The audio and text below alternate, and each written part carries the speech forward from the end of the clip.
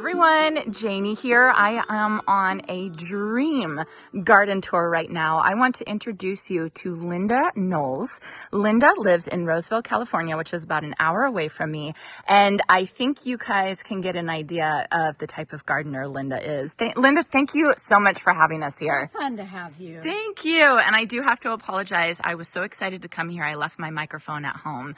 But Linda used to be a second grade teacher, so she said she would talk loud for me. So I can use my teacher voice very easily. Thank you, ma'am. I appreciate it.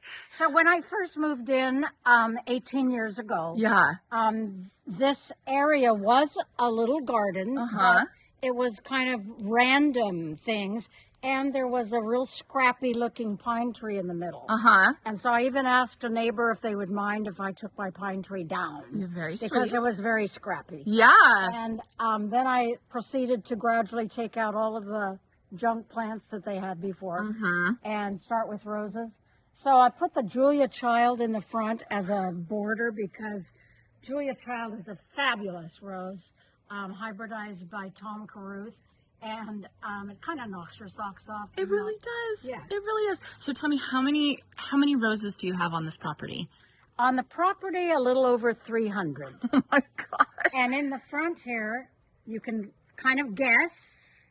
Maybe Make a guess. 50. You're close. Ooh. Let's go 73.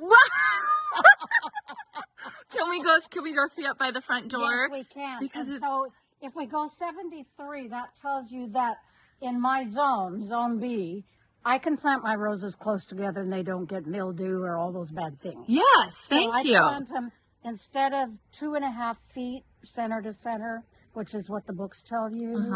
In California, we throw the books away. Yes. Okay. I thank you for saying that. I appreciate it.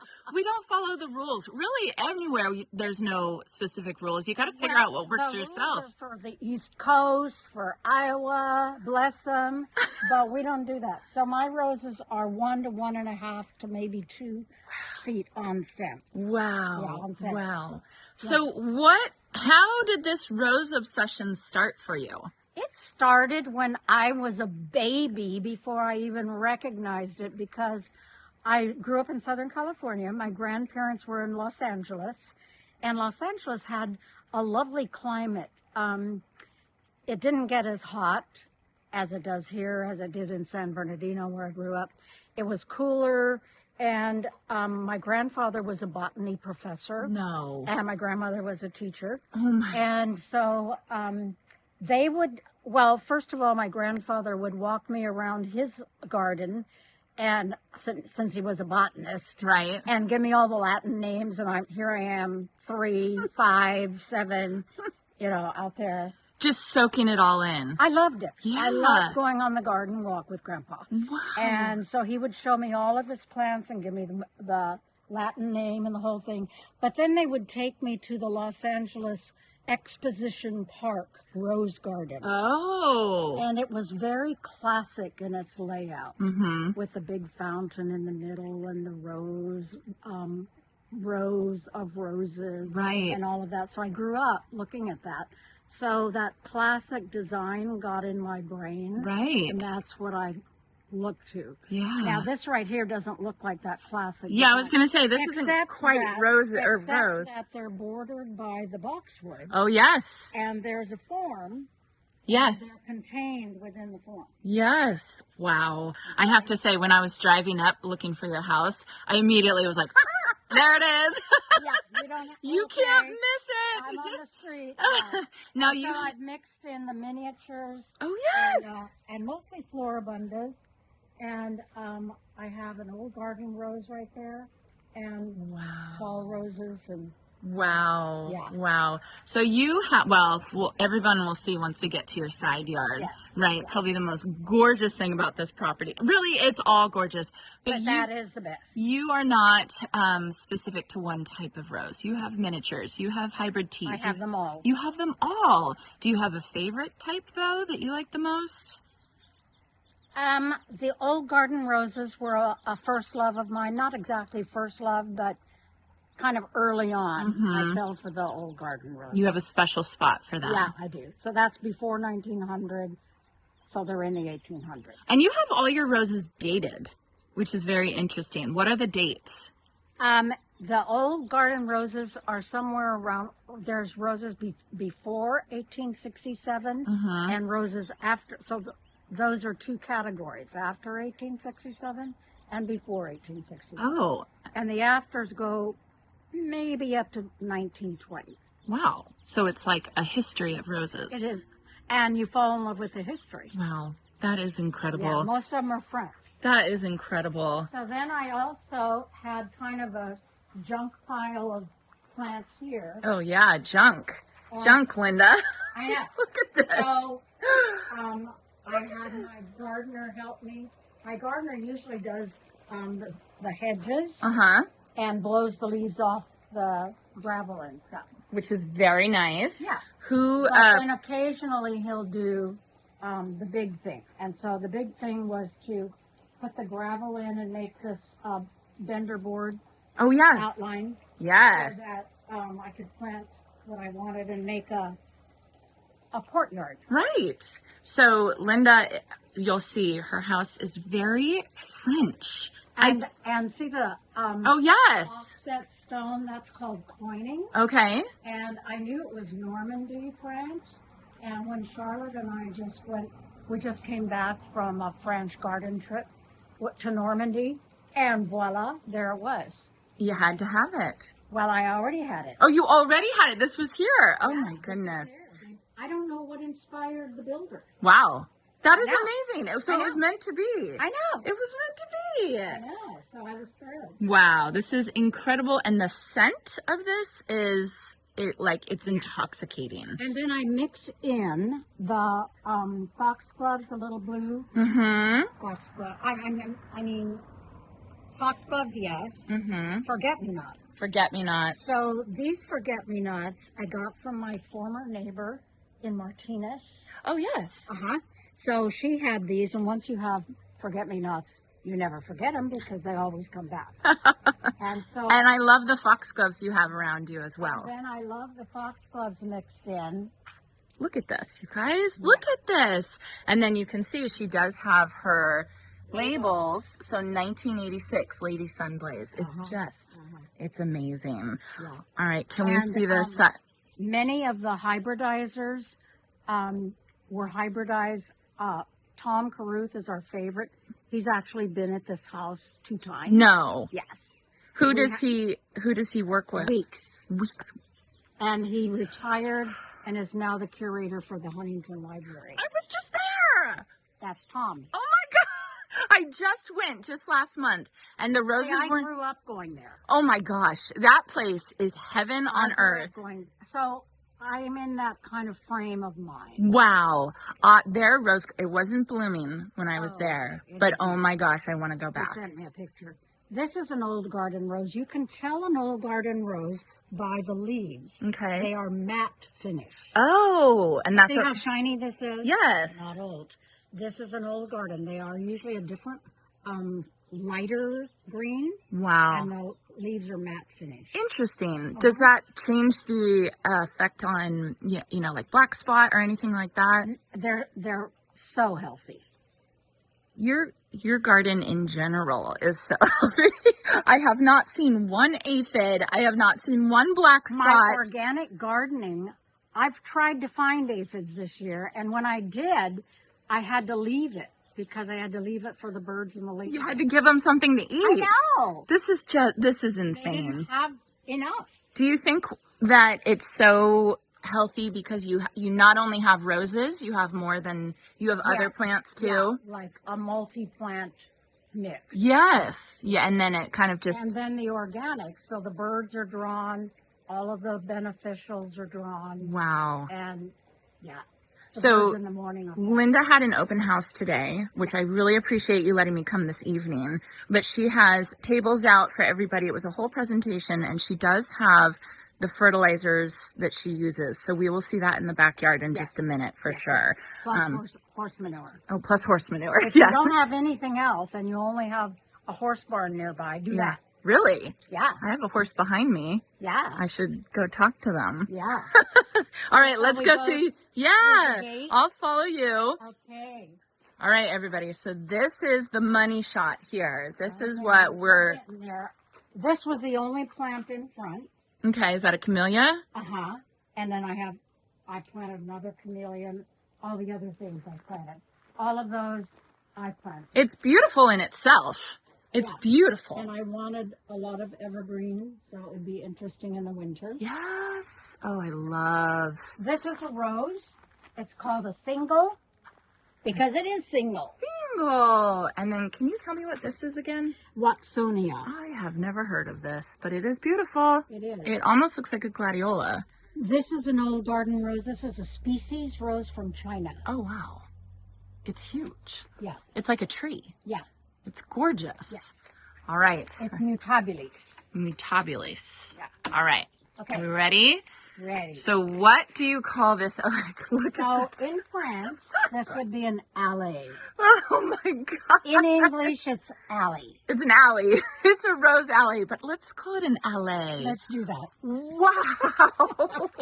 I mean, this is incredible. When was this installed? It was installed 3 months after I moved in. Of course it was. Why would it not I be? have 3 arbors already. See the bird? Look at the See, they love this place because they're eating bugs that aren't poisoned. Right, right. So they're not falling over and dying. So first of all, on your left, okay. you're going to see a lot of old garden roses. Wow. The matte leaves. Oh, look at the leaves. The matte leaves. That's so interesting. Now this one was by Tom Carruth. I needed more interest all year. Okay. And I only got this one in October, and look how where it is. Well, it's obviously very happy. It's very happy. I think the roses, no. You guys, the scent of this place is absolutely amazing. So this is one of the ones I brought. It's the only one now that, oh no, I have 2, from Martinez. And this is my favorite Okay. because look at how the little pink buds enhance it. It's beautiful. It's like a vignette in itself. Yeah. And what would you say the smell is? Sort of light. And what is the name of this one? Fantin Latour. Ooh, I love it. Very French. I know. Very French. Yes. So are these they're metal arbors that these climbing roses are on? The metal arbors, and I have 3 that I got 20 years ago, over 20 years ago, at Target for $15. The last one I bought was $150. Inflation, right? Wow. Target doesn't have a garden thing anymore. No, they really, really don't. But when they did, yeah. Wow. And they're still standing. I mean, and you just plunk them in. You don't do any cement work or nothing. Wow. And look at the canes, the main canes on these climbing roses. And this guy only blooms once a year, so this is it. So this is Look the at this special right here. time. What is this one? Alchemist. Alchemist. And that's from the 30s. Oh my gosh, Linda, this is incredible. So this won't bloom until next year. Okay, well, we got to see it. It's just... So I put another climbing rose with it. This is Excellence von Schubert. Oh. Doesn't it look cute with it? I love it. I love it. So kind of to pick up when Alchemist kind of calms down a little bit. Right. You do that with Clematis, I noticed, too. I do that. There's a clematis here, and it hasn't started. Wow. It is a small one and dark purple. Wow. And so it will go all the rest of the year. Oh, my God. I want to apologize to everybody for how many times I'm going to say wow. But wow. And I have a couple on here because little Jeannie LaJoy isn't quite getting herself up and over. Come on, little So I have Jeannie. a couple coming on behind her. And I tried to say it French, like Jeannie, Jean LaJoie. Yeah. No, she's from Texas. Oh, okay. Jeannie LaJoy. Jeannie LaJoy. Wait, look how cute Jeannie LaJoy is. I know, Her little isn't she buds. adorable? Oh, my goodness. She's so cute. So this is called a miniature climber. Wow. Look at these. Look, there is nothing. There's nothing. There's nothing. My roses don't look like this. I know. It's organic. Oh my gosh, look at this. Look at the thorns on that Now rose. That is a moss rose. And it can get really sticky. But right up here, it's soft. Oh, right and by the bud? smell your fingers. Okay. Let me do that. Oh my gosh. If you go down any farther, it's not soft. Oh my goodness. Isn't that cool? How would you describe that? I don't know. But it's the oil. Wow. Rose oil. It's very herbal. Yes. Very it's herbal. Yes. Yeah. That is so Isn't interesting, that cool? Linda. And this one is supposed to sucker. Oh, it is. So it sends out new thingies a lot. Wow. But you can keep it in check. I've never even heard of a moss rose. Okay. How interesting. Thank you. It's one of the many varieties of old garden roses. Okay. I mean, you can go deep down the alley. Yes. Of old garden roses. But I like it because roses are one of those things that the deeper you dive, the more you find. And people dive differently for what their own interest is. And I love the history. Yeah. And so I like to dive deep into the old garden roses. Yeah. And I love that you love the history because it makes this garden feel so interesting. Matte leaf again. Yes. And this one I bought because of the name. My mother's name was Violet, and this is Reine de Violette. Oh. And it's very fragrant. Yeah, smell it. Oh, that's amazing. Most old garden roses are fragrant. Yes. And this one is, it can be as practically as big as a salad plate. Look at that. Look at those up there. And that one's Paul Néron. Wow. This is amazing. This is just amazing. And when I prune it around and around and around. So I saw that type of pruning at Huntington. Okay. I saw it there and I thought, oh my gosh, I've never seen that before. And then of course, Linda, you have it here, but that's amazing. And sometimes it's pretty hard to get those little guys to go. So you're tying them every roundabout. Wow. And you're using twine, I see. Absolutely. Twine is my favorite. And the English gardeners use twine. They do? It's okay. natural. The color fades out. You don't see it. Yeah. It doesn't stick out. Right. It's not a green thing Right. or something I know like that. It's green twine, and I like the brown. Yeah. Wow. So this one. Eden is everybody's favorite. Everybody's favorite. Everybody's favorite climbing rose. It's a French rose, so the name really is Pierre de Ronsard. I did not know that. And when you're in France, you're going to see a lot of this rose. It's so, Everybody loves it. it's my favorite. Yeah. So, just to be clear, we're on the east side of your house? Yes. So this Yes, gets yes. all your morning Morning sun. And then, from afternoon on, these guys are in shade. This is such a hot zone B, hot and sunny, that the roses are happy to be in shade. Interesting. That's really interesting to It hear. goes against the books. We throw the books away. Right. But I live in Zone 9B too, and I'm going to copy absolutely everything you're doing here in your garden. This also has the Isaac Perrier, which is an old garden rose. Smell that one. That one's... Oh my gosh. Oh my gosh. And see, it's not too climby of a rose. Wow. So it just needs a little bulk up. I love that you have layers. You have the climbers, and then you have the, Yes. what do you call it, the hybrid teas. Hybrid teas. And then you have these back here. Yes. So what I think is interesting in a garden is verticality.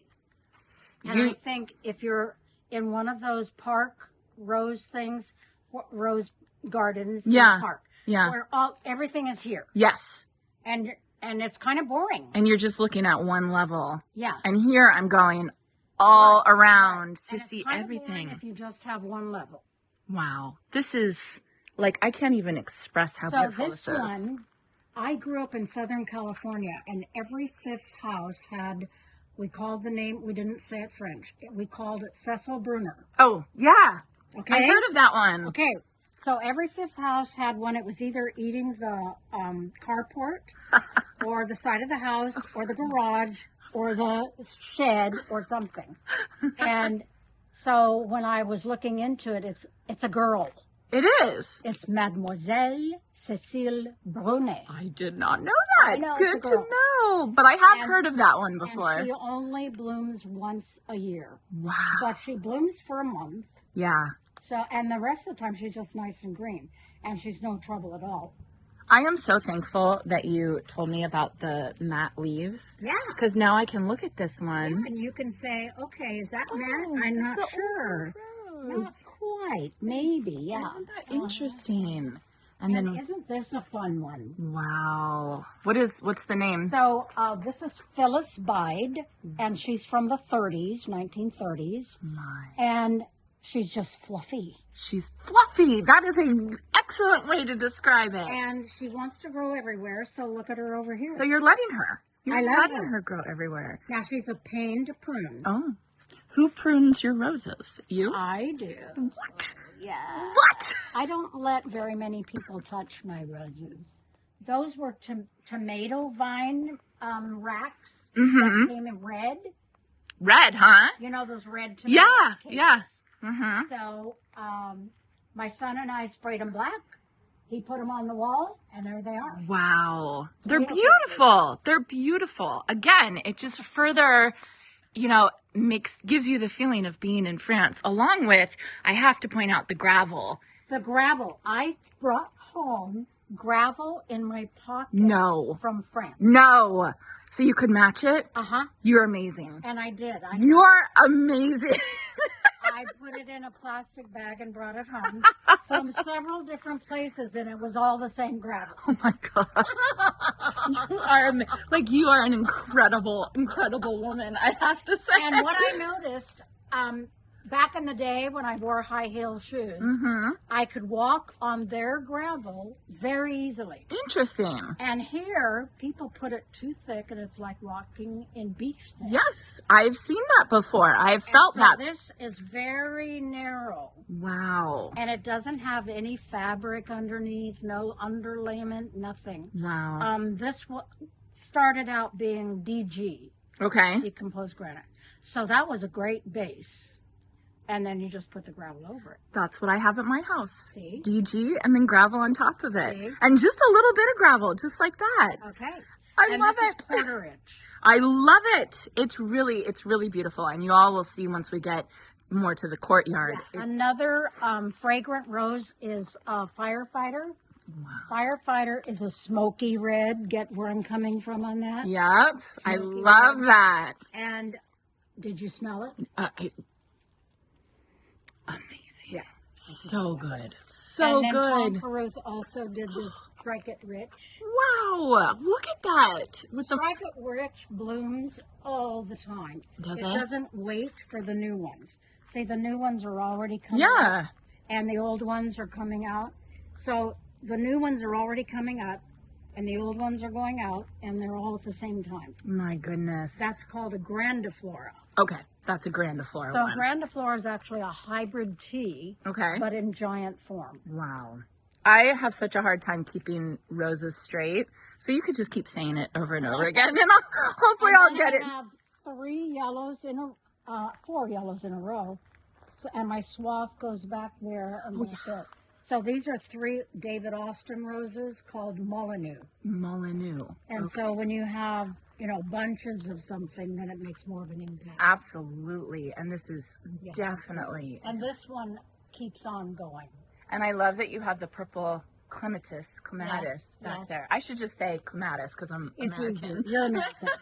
Might as well just go with it. This one was one of several that a rose grower, rose grower and seller around here, maybe 12, 15 years ago, sent around a list of roses that he was going to order from France. Yeah. And override the barrier, Oh, yeah. Anyway, and so I chose 10 French roses on the list, and they had to be in quarantine for 2 years. No. 2 years. And then when we got them after 2 years, they were this big. Oh my God. So they must have sent you like little teeny tiny cuttings. They were this big. Wow. And it took forever. So out of the 10, I have 6. Okay. So 4 hit the dust. Yeah. But this was a Pernay Duché rose. And I know the great grandson who lives in France, and he is a hybridizer. of the Duché line, No. Fabien Duché, and his great-great-grandmother hybridized this one. Now, this one is so fragrant, it will knock your socks off. Oh my gosh, that smells. It's so hard to describe the smell on camera. You know, it's like it's citrusy This is a and classic old rose smell. okay. There we go. Yeah. There we go. There are categories, and I can't distinguish between all of them. There's citrus, there's musk, Yeah. there's anise, something like that. So myrrh. Myrrh. There's myrrh. That's the myrrh. And you're like, wait, what? I know, Myrrh? wait, what? You can't smell it. But old garden rose, okay, I can do that. Yay! Yay! Tell me what you were saying before about the amount of petals affecting how much it smells. Well, if it doesn't have very many petals and it just opens pretty open, it's not going to have fragrance. Okay. You do need those petals to trap the oil. Interesting. And some varieties just have more oil that's going to smell good, and some don't. And Tom actually explained to us on the genome, when they were looking to make roses more hardy, they couldn't add in the fragrance. No. So they the had 50s and 60s roses, they couldn't put it back in the genome. There wasn't room. Oh my goodness. So they forego the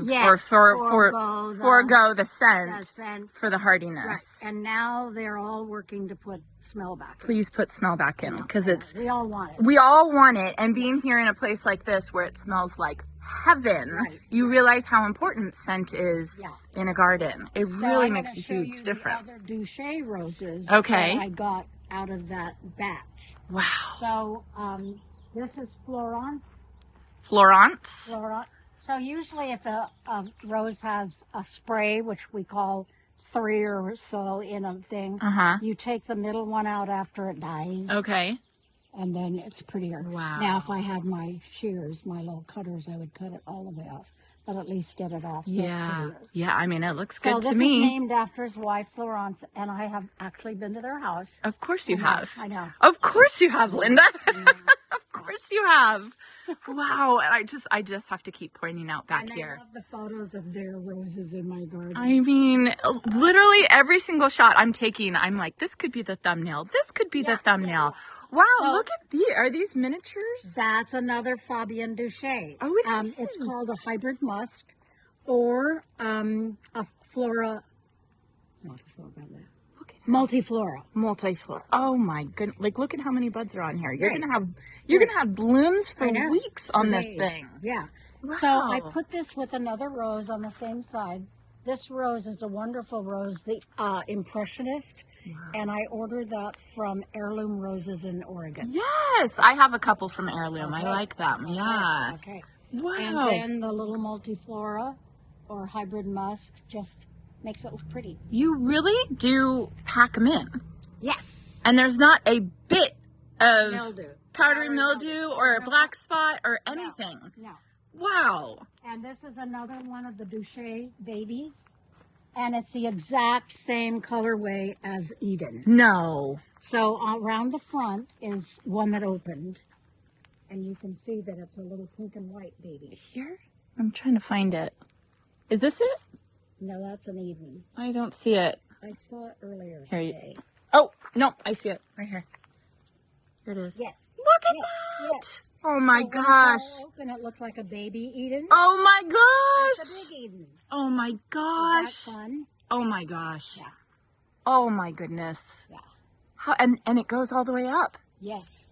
There's some open ones. Wow. So during the bloom season, during the year, I will come along, and if something is really sticking out into the walkway, I don't want it broken off by people. Right. And it's going to be impeding your walkway. So I'm constantly tying back to the arbor. Just to keep them up. Yeah. Wow. And when I prune, I say, naughty girl, you need to all be on the one side. You have to stay over there. Yeah. Wow. So I prune them so they're all on one side. Interesting. And then they're naughty, so during the year they come through. But then you just tie them back. But at pruning time, that's when you get it back in shape. And can you tell me about what month you prune? Is it January? Pruning here in Sacramento, Zone B, is Christmas to Valentine's Day. Okay. I love it. I usually think of January as when I need to prune. Right.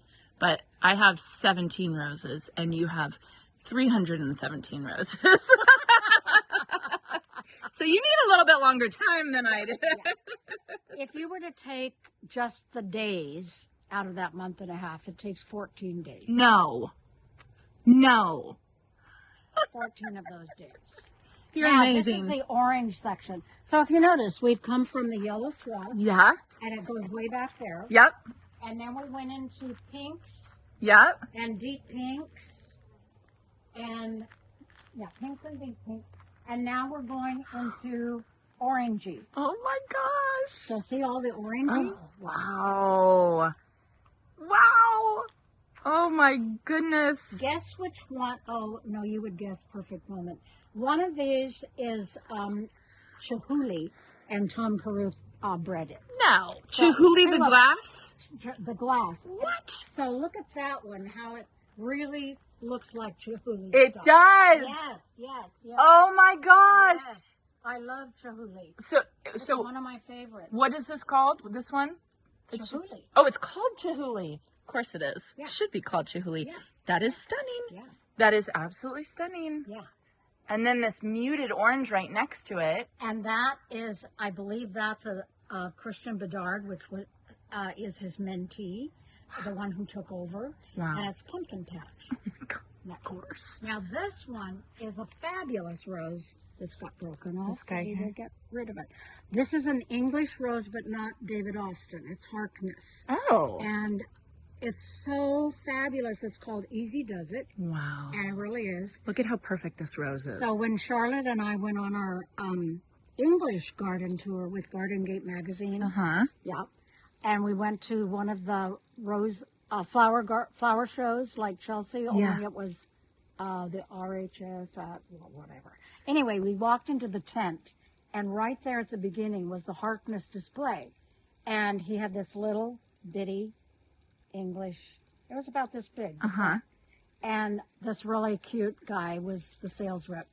And so I whipped out my camera. I had taken a picture the day before at home of this. And it was in full bloom because that was in early July. And he said, oh, yeah, okay, you must be in California. He knew immediately. So we talked differences in the height of planting. Wow. You know, in cold climates, you put the bud union down in the ground, and here we put it above the ground. Yes. I love that you're saying all of this because I have heard people say these things to me. Right. And I they didn't say it as if it's universal truth. Right. It is not universal truth. It is not. It's your climate. Yes, you have to figure it out based on your climate, and it's just different. And you can see, you obviously know what you're talking about. So I'll go by what you say, Linda.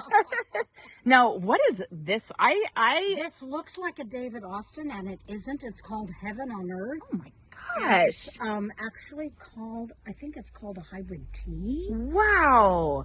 The cups on these. I mean, you could drink a glass of wine out of this. Gorgeous. It's so beautiful. And then everybody doesn't know, nobody knows that's a rose. This It one. looks like apple blossom. It does. And it's so easy to grow. You do nothing to it during the year. What is it called? Light a rose. Oh, of course it is. I happened to have been in Music Man. I was the librarian. So light a rose, oh light a rose. So you had to have one. You had to have one. Oh my gosh, I love it. Can we show your woodland garden My real fast? woodland garden, I had a big tree there that died, and eventually, so I replaced with a different tree. Wow. And so this was going to be shady. And so that's why I planted the Italian cypress. Oh yeah. But what I don't like about Italian cypress in a small garden is that they grow to the moon. They grow huge, 60 feet tall. Right. And so I have my gardener just keep them tall. I think that looks amazing. Yeah. And that just further emphasized the European nature. The classic formal. Yes. So what I like and actually I used it in my second grade teaching, is you put up the structure Yeah. and then you have freedom in the middle. I love that. Yeah. I love that. I heard that about raising a child. Give them a frame and then they can do what they want within the frame. Yeah. So I do the frame and then we can kind of go off on our And then you can do whatever you want in all the other areas, which you have done. Oh, this is just absolutely stunning. Do you mind showing us your courtyard real quick? Let's do that. I want to give it its due because it's just as beautiful as your rose garden. So you can see she has the tables out from her open house.